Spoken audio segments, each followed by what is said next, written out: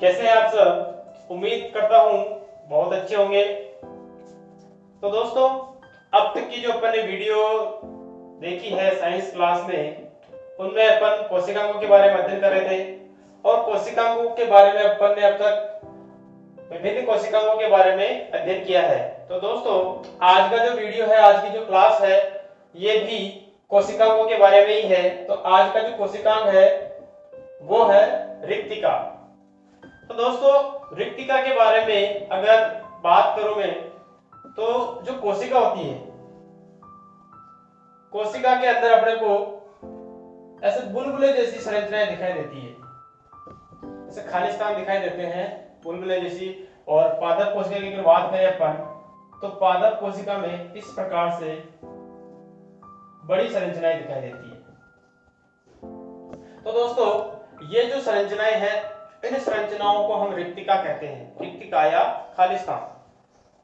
और दोस्तों, इन रिक्तिकाओं की खोज जो की थी, उनका नाम है डुरजार्डिन। एक वैज्ञानिक है जिनका नाम है डुरजार्डिन। दोस्तों, इन्होंने कोशिका के अंदर रिक्तिका की खोज की थी और 1941 के अंदर। ये जो रिक्तिका है, इस रिक्तिका के अंदर तरल पदार्थ भरा रहता है जिसमें लवण होते हैं। तो ये जो पदार्थ है, इस पदार्थ को दोस्तों हम कहते हैं कोशिका रस।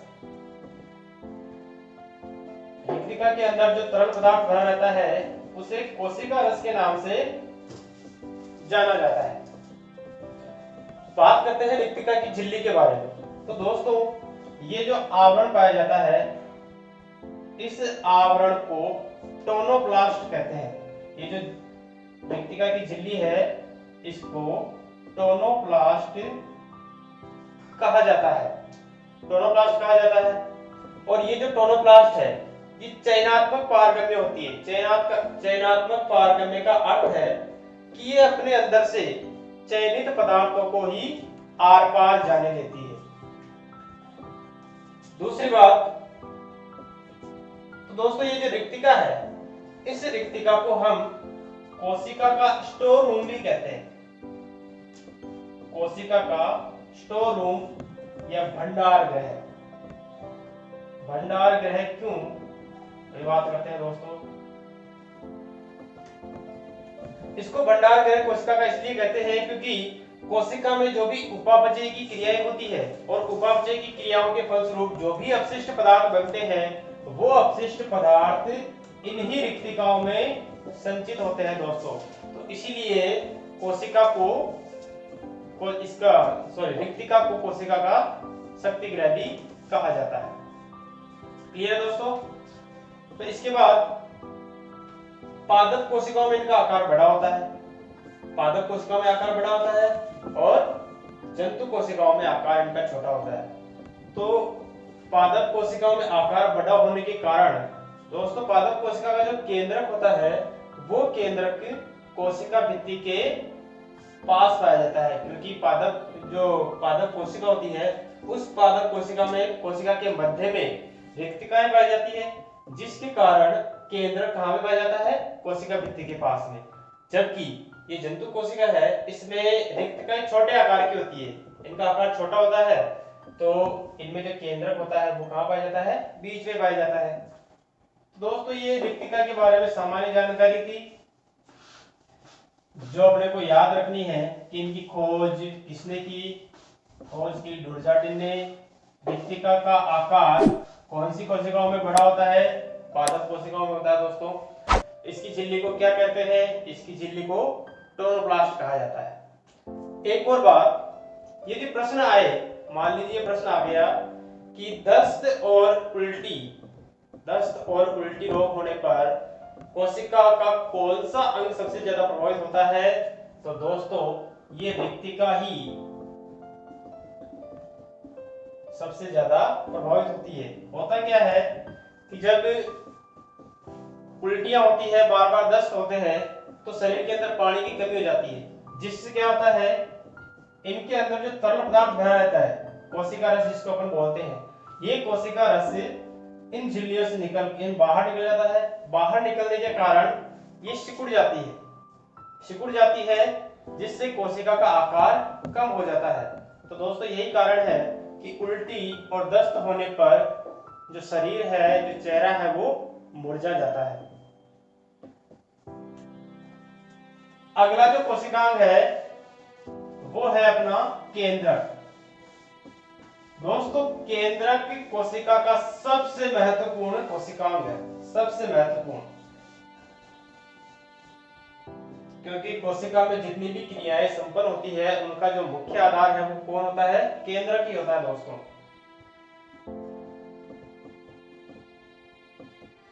तो बात करूं मैं केंद्र की, तो केंद्र की खोज रॉबर्ट ब्राउन ने की थी दोस्तों।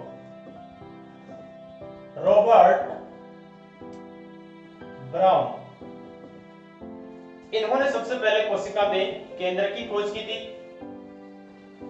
और ये जो केंद्रक है इसको हम कोशिका का मैनेजर भी कहते हैं। क्या कहते हैं दोस्तों?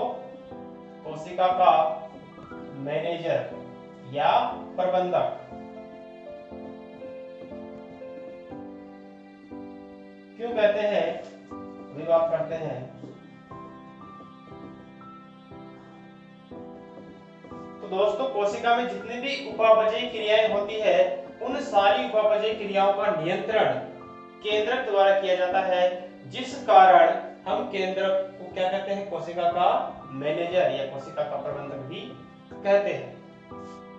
अब बात करते हैं हम इसके संरचना की।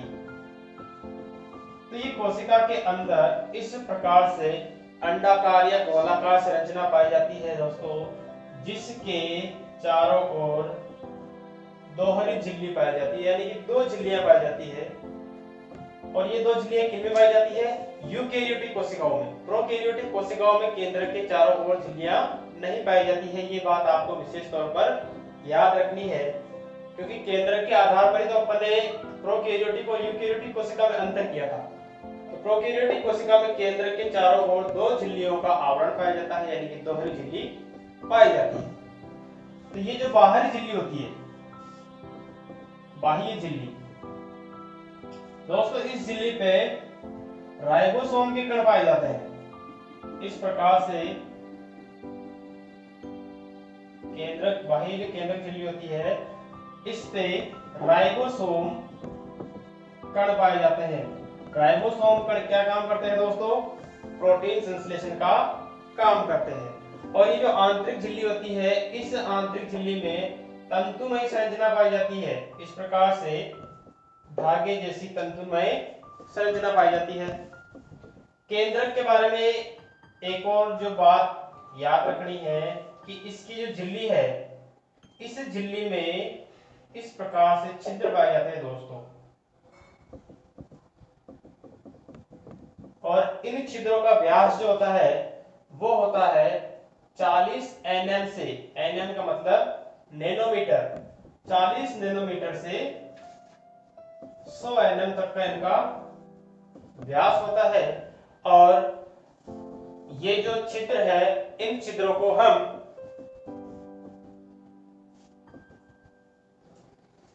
और ये जो छिद्र है दोस्तों, इन छिद्रों को हम पोर कॉम्प्लेक्स कहते हैं। पोर कॉम्प्लेक्स के नाम से जानते हैं।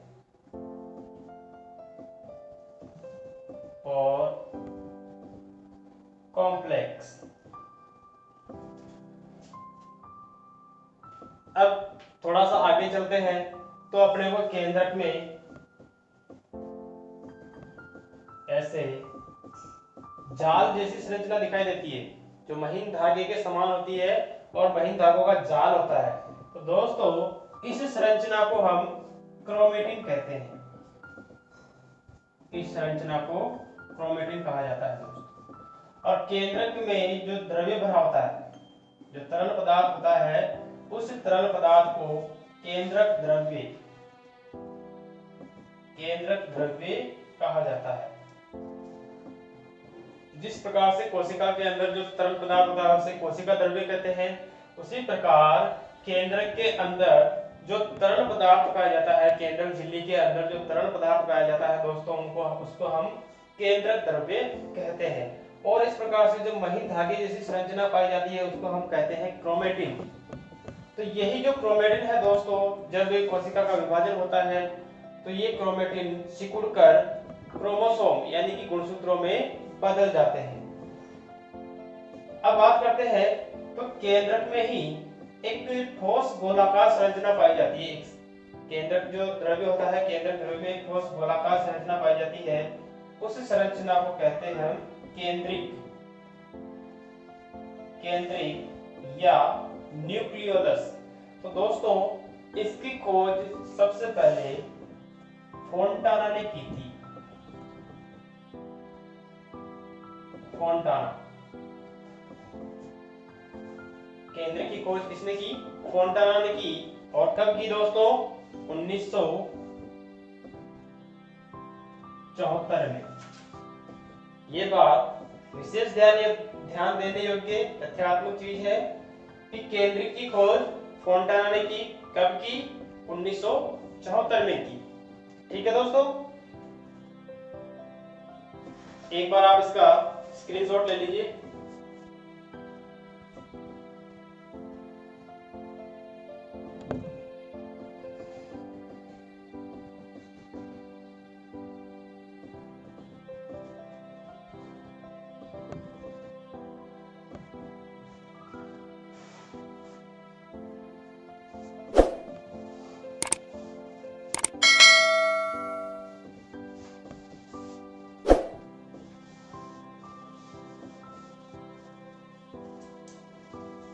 अब बात करते हैं दोस्तों केंद्रक के अंदर पाए जाने वाले क्रोमेटिन की।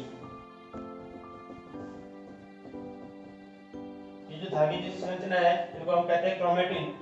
तो इन क्रोमेटिन को दोस्तों दो भागों में बांटा गया है। दो भागों में कैसे कि जहां पे ये हल्के अभिरंजित होते हैं, इनका अभिरंजन होता है, जहां पे ये हल्के अभिरंजित होते हैं उनको बोलते हैं हम दोस्तों यूक्रोमेटिन। क्रोमेटिन भाग।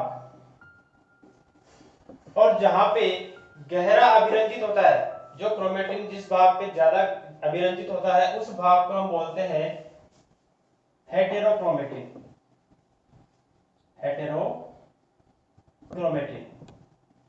तो ये क्रोमेटिन के दो भाग है, किसके आधार पर? अभिरंजन के आधार पर, यूक्रोमेटिन और हेटेरोक्रोमेटिन भाग। तो दोस्तों ये अपना यहाँ पर केंद्रक पूरा। अब इसके बाद अपन बात करेंगे कोशिका द्रव्य के बारे में।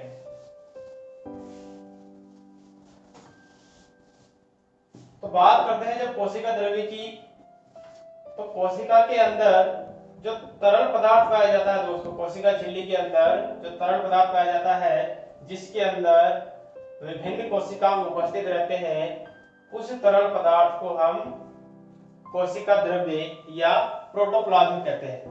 तो ये नाम जो दिया, इस नाम को देने वाले, कोशिका द्रव्य या प्रोटोप्लाज्म नाम देने वाले जो वैज्ञानिक है उनका नाम है वॉन मोल। प्रोटोप्लाज्म जो नाम दिया वॉन मोल और पुरकिंजे। तो दोस्तों सबसे पहले इन्होंने ही कोशिका द्रव्य को प्रोटोप्लाज्म नाम दिया, या प्रोटोप्लाज्म नाम वॉन मोल और पुरकिंजे ने ही दिया है। अब कोशिका द्रव्य के बारे में जो याद रखने वाली चीजें हैं या ध्यान देने वाली चीजें हैं, इसका संगठन। तो दोस्तों कोशिका द्रव्य में कार्बनिक और अकार्बनिक दोनों प्रकार के पदार्थ पाए जाते हैं। कार्बनिक पदार्थ व अकार्बनिक।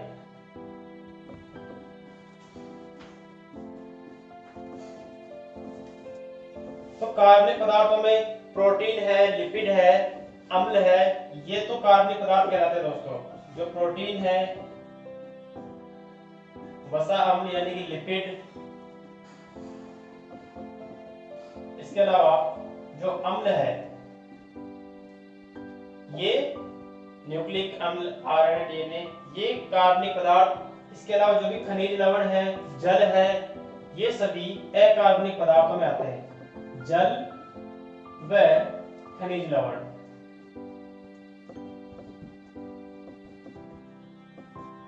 तो दोस्तों, पोषक के आधार पर खनिज तत्वों को दो भागों में बांटा गया है, सूक्ष्म पोषक तत्व और बृहद पोषक तत्व। तो ये कोशिका द्रव्य के बारे में सामान्य जानकारी। इसके अलावा दोस्तों, प्रोटोप्लाज्म के बारे में एक और विशेष बात ध्यान रखनी है, वो ये कि एक वैज्ञानिक हुए हैं जिनका नाम है हक्सले।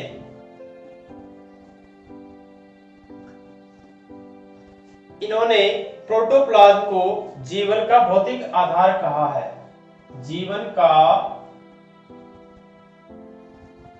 भौतिक आधार।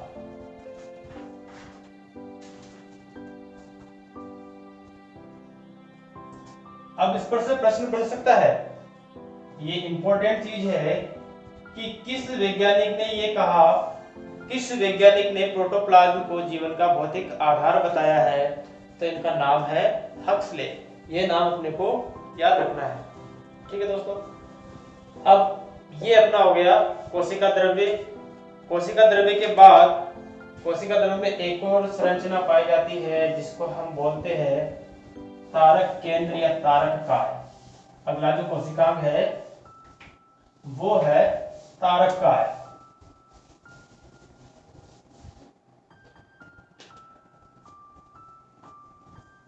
दोस्तों, कोशिका के अंदर, कोशिका द्रव्य में केंद्रक के पास, ये केंद्रक है और केंद्रक के पास इस प्रकार की संरचना पाई जाती है जिसके चारों ओर तारे जैसे तंतु निकले हुए, रश्मियां निकली रहती है, इनको तारक रश्मियां बोलते हैं। तो दोस्तों, देखने पर ये जो आकृति है तारे की जैसी दिखाई देती है, इसलिए इसको हम तारक केंद्र कहते हैं। इसको सेंट्रियोल कहा जाता है। और ये जो संरचना है ये एक जोड़े में पाई जाती है दोस्तों, जोड़े में पाई जाती है जिनको सम्मिलित रूप से सेंट्रोसोम नाम दिया जाता है। अगर जोड़े में है तो इसका नाम होगा सेंट्रोसोम, और यदि सिंगल है, एक है, तो इसका नाम होगा सेंट्रियोल। सेंट्रोसोम कब कहेंगे हम इसे? जब ये तारक केंद्र जोड़े में पाए जाते हैं, सेंट्रोसोम। अब इनका क्या काम है सब?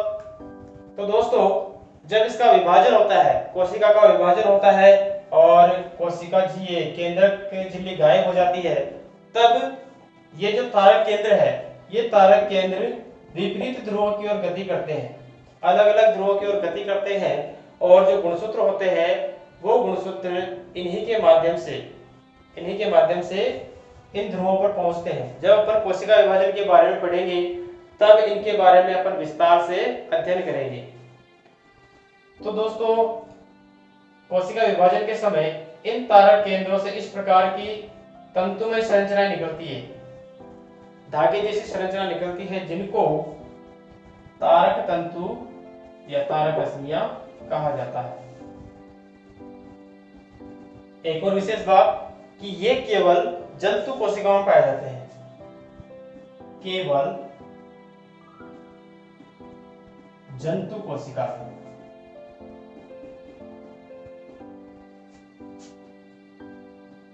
उपस्थित, ठीक है दोस्तों। इसके अलावा इसके खोजकर्ता या सेंट्रोसोम नाम किसने दिया? तो इनके जो खोजकर्ता है वो है वॉन बेंडन।